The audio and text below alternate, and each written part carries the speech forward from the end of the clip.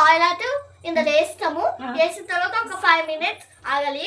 అయినప్పుడు ఇక పచ్చిమిర్చులు ఉల్లిపాయలు వేసి ఇక గుడ్లు వేసి బాగా బాగా ఫ్రై చేసి ఇంకా మీకు వండినప్పుడు మీ ముందుకే చూస్తా. ఇంకా అది మ్యాటర్ అనమాట. మా బాబు వంట చేయబోతున్నాడు ఈరోజు. మా బాబు గడితో ఎలా వంట చేయబోతున్నానో మీకు చూపించబోతున్నాను. సో ఎక్కడ మిస్ కాకుండా ఈ వీడియోని అయితే లాస్ట్ వరకు చూడండి. వాడైతే చాలా ఎగ్జైట్ అవుతున్నాడు.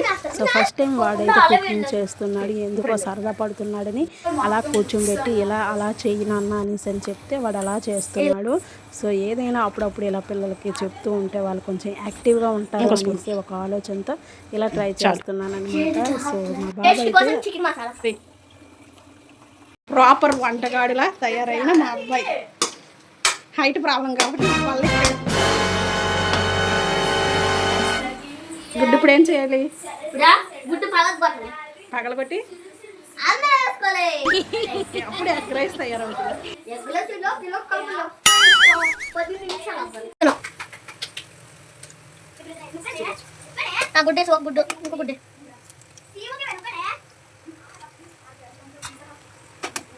కోడిగుడ్లు వేసి ఊటి పోవాలనుకుంటున్నా. బబ్బీ ఎన్నా బబ్బీ 6 గుడ్లు.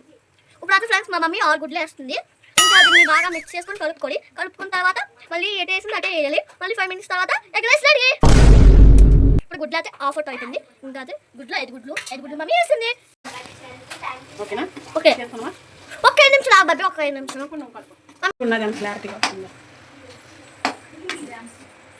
గుడ్లు వేస్తాక ఇలా ఇలా కలిపియాలి.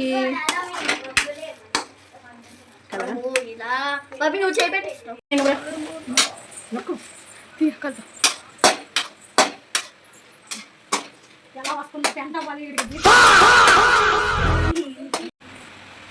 చిల్లీ పౌడర్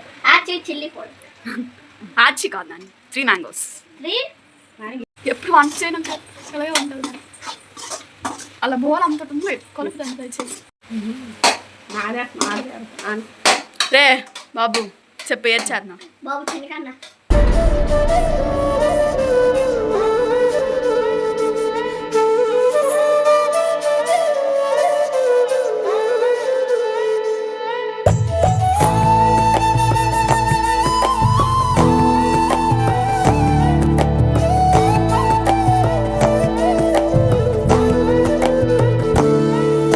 మా బాబుతో వంట చేయడం అయితే చాలా హ్యాపీగా ఉంటుంది. ఎందుకు అంటే వాడు చక్కగా మాట్లాడుకుంటూ అన్ని పనులలోని హెల్ప్ చేస్తూ ఉంటూ అలానే వంట అయితే కరెక్ట్గా చేస్తున్నాడు. సో ఎలా ఉంటుందో ఏంటని అనుకున్నాను కానీ చాలా బాగా అయితే వచ్చింది. సో ఈ వీడియోని అయితే లాస్ట్ వరకు చూడండి. ఈ వీడియో మీకు ఎలా అనిపించిందో కామెంట్ చేయండి.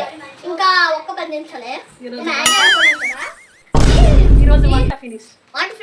రేపుతో మళ్ళీ కలుసుకుందాం. బై